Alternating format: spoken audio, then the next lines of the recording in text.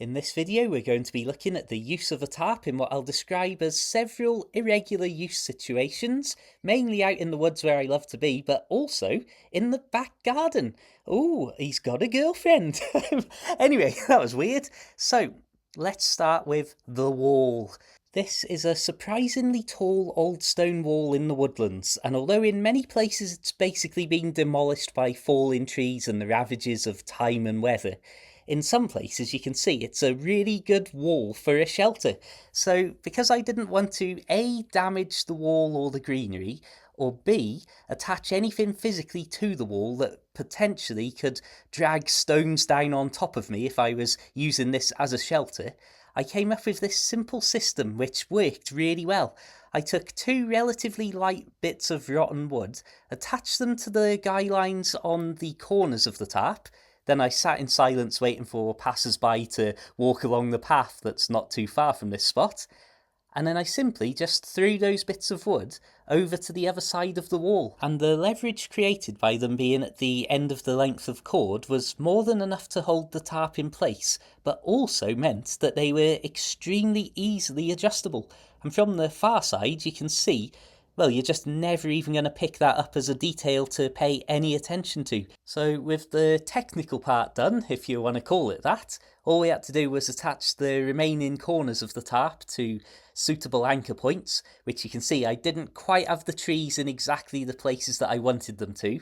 So as such, the tarp was a little bit saggy, but as I said, that wall side is infinitely adjustable. So I went around to the other side of the wall and I adjusted it, and just look at this for an incredible result. Bearing in mind I can't even see the tarp from where I'm adjusting it, look at that top line is perfectly taut.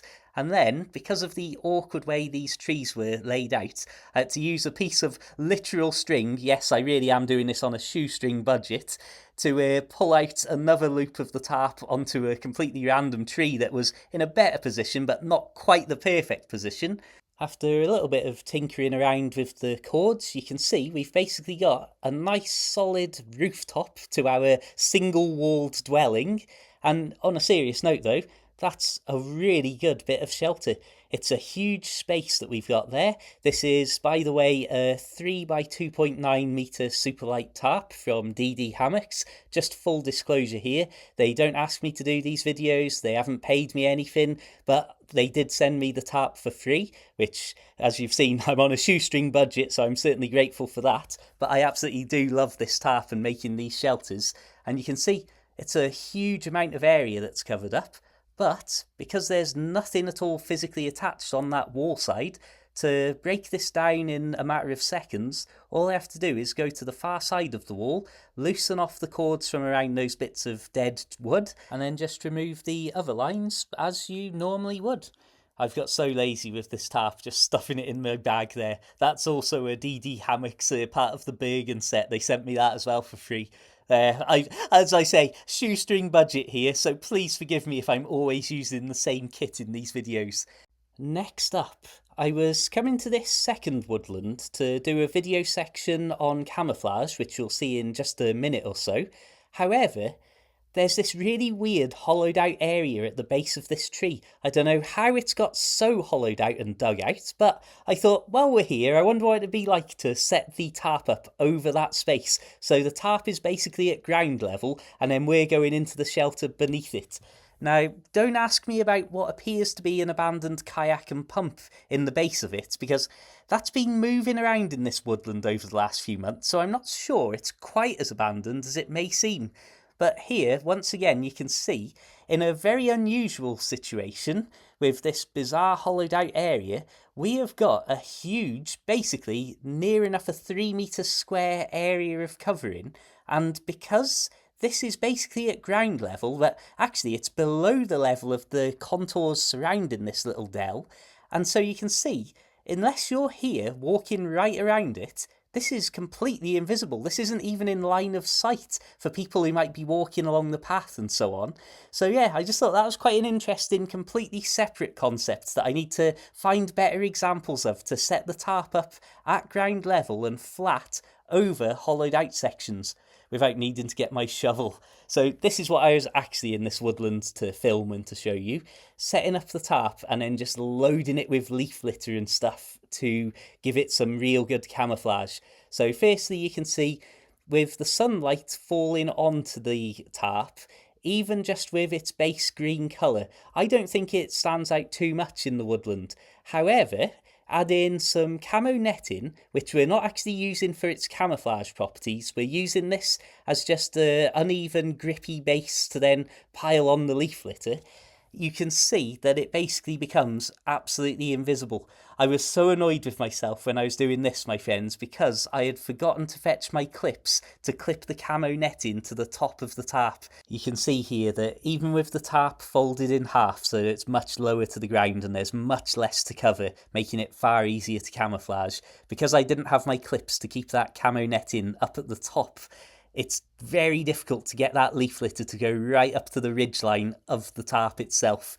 But you can see here, even with an imperfect setup, it's still near enough invisible. Even with us knowing it's there and looking straight at it, you can see it's just so well blended into the surroundings. And that's with the camera zooming directly in with its centre of the screen right now. So if you're just walking through in the area, you're going to have, like in this case, little bits of tree and branch obscuring your view slightly. So you would never ever have your eye drawn to this little shelter setup. And yeah, I was really happy with that effect. Well, you can see from this close-up angle, it still would be very invisible if it wasn't for that terrible top ridgeline.